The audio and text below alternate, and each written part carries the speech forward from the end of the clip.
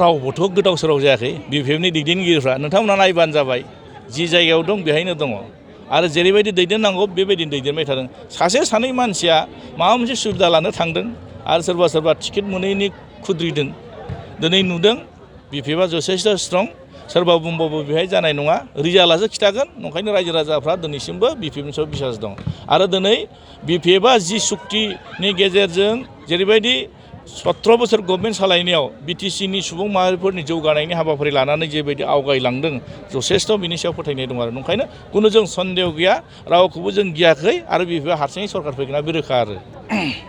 दिनै उदालगुरि जिल्ला बिपिएफनि दैदेननायाव 23थि बिटिसि एकर्ड डे जों दिनै मोनसे फालिदों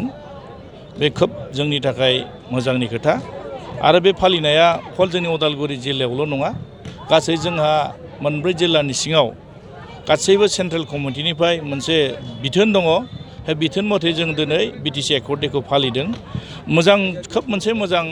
जोङो बेखौ मोजां मोनदों जों वेलकाम खालायदों दुखुनांथावना बाथ्राया बेसो दे बिटिसि एकर्ड डेखौ दानि जिथु पावाराव थानाय बिटिसि गभर्नमेन्टआ गाजा गोमजायै फालिनांगौमोन सरकारि भाबै पालन खालायनांगौमोन मानोना दिनै जायफोर दिनै बिथांमोना गादियाव जिरायनानै दङ दिनै 2003 दिनैनि थारिखआव माने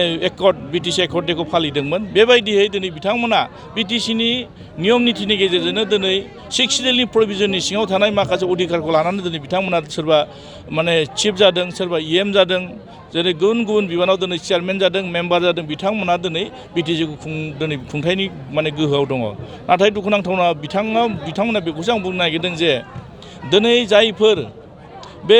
आन्दलननि गेजेरजों बड'लेण्ड मुभमेन्टनि गेजेरजों गोबां माखासे दिनै मुंख्लंफोर शहीद जानानै दिनै बे बिटिसिखौ सोरजिदों आरो बे मोननाय खेमथाखौ दिनै बिथांमोना मा खारनाव दिनै बिथांमोना बे बिटिसिखौ खुंनो हायाखै बेखौसो जों दुखु मोनसे गोसोआव मोनदों आरो सोंलु सिखांजों माने बिथांमोना दिनै बावलांखो मानोना दिनै जाय मुंख्लंफ्रा दिनै थै आरो जिउ बावनानै गावनि न'खरनि बिदा फंबाय खुरमा बाय बाहागि समाजखौ दिनै नागारनानै बे बुहुमनिफ्राय जायखारलांबाय बिथांमोनखौ दिनै सनमान होआब्ला जों माला सनमान होगोन ओंखायनो दिनै जों बेखौ गोसोखांनानै दिनै जों 6 सिडिउलखौ बासायथारनांगोन बिटिसिखौ बासायथारनांगोन ओंखायनो दिनै जों बे हाबाफारिखौ बिपिएफ दोलोनिफ्राय लानाय जादों आरो बिटिसिनि बारग' डिपुटि चिफ खाम्फा बरगयारि बिथाङा जोंनि बिपिएफ दोलोनि सासे गोख्रों दैदेनगिरिमोन आरो बिथांमोननि दैदेननायावनो बे बिपिएफ राजनिति हान्जाया जन्म मोन्दों दिनै बिथाङा गावनि सायाव बिसास आरो फोथायनाय जिथु गैयैनि थाखाय दिनै माबा मोनसे नुनानै दिनै इउपिपिएल बिथाङा थांदों आं बेखौनो खावलायगोन जे बिथाङा गावनि राजनिति जिबनाव थांनानै जाहाथे साक्सेस जाथों नाथाय बिथाङा दा थांनानै जायगा मोनगोन ना मोना बिसोर जोंनि गेजेराव माने गिदिर सोंलु जागोन जेरै जों बिपिएफआव थानानै बिथाङानो माने गासै बिपिएफनि माखासे माने सर्बा बा हाइकामान्ड बा बिथांमोनामोन दिनै नुनो मोन्दों दिनै मोनसे समाव बिथाङानो बुंदोंमोन जे बिटिआर सुक्तिनि गेजेरजों बिटिसिआ माने खुनु पय्दे माबा जाया खिन्थु दिनै बिटिसिआनो दिनैसिमबो दङ आरो दिनै बिटिआरआनो मोनसे मिनिंफुल आरो बिटिसिआ मोनसे हांबिधानिक होननानै बिथांमोना बुंदोंमोन आरो दिनै नुदों प्रमद बर'नि दैदेननाय माखासे दैदेनगिरिफोरखौ बिथाङानो गोबां रावजों सोंखारिदोंमोन दिनै बिथाङा मा खालायनो थांदों जों मिथिया जों नंखायनो दिनै बिपिएफ मोनसे राजनिति दल हिसाबै जों जथेस्थ' गोख्रों बिथांनि सायाव आं जेबो कमेन्ट होनाय नङा बिथाङा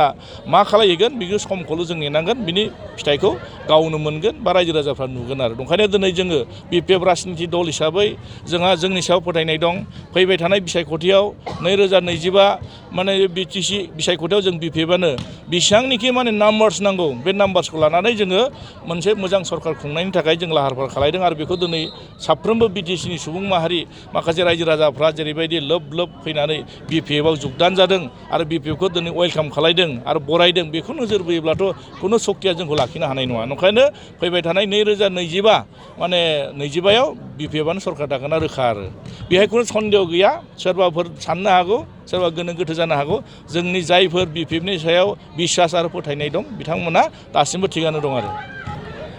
नोंथांमोना नोजोर होबानो जाबाय जेब्ला सोरबा सासे बेक्तिया गावनि सायाव बिसास गैया अबेबा मोनसे लोगोखौ अबेबा मोनसे राजनिति दलखौ नागारना थाङोब्ला सोरखौबा सासेखौथ' दाय खालायना थांनांगोन दिनै हाग्रामा महिलारि बिथाङा पार्टिखौ जेरैबायदि सरकार गैयाब्लाबो गोख्रों आरो गाबथानानै मोनसे पार्टिनि डिसिप्लिनखौ मेनटेन खालायनानै जेरैबायदि बिथाङा मोनसे इउनिमासलि डिसिसन लानानै जिबायदि मोनसे हाबाफारि दिनै मावबाय थादों बेथ' बिथांनि नेतृत्वआवनो सोलिबाय थादों बिथाङाथ' हारसिङै खुनु अहंखार भाब लानानै दिनै पार्टिखौ सालायाखै नंखायनो दिनै बिथांनि दैदेननायावनो बिपिएफ राजनिति दला गोख्रों जादों आरो बिथांनि दैदेननायावनो सरकारा फैगोन आरो बे खुनु सन्देह गैया आरो बिपिएफनि गोख्रों सोद्रोमाफ्रा बिपिएफखौ मोजां मोननानै मावग्रा बिपिएफनि कर्मिफ्रा रावबो नारभास जायाखै आरो